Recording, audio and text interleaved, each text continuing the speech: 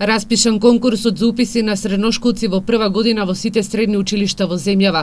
Според директорите на средните училишта во Штип нема никакви промени, остануваат истиот број на слободни места од минатите години. Единствена новина има во регионалниот електромашински училишен центар Колен Ехтенин во Штип, каде што е сместена спортската гимназија. Во Велес и Струмица нема паралелки за фудбал, па единствено останува во Штип. Според конкурсот во учебната 2017-2018 година се воведува Кембридж програмата по предметите математика, биологија, физика и хемија.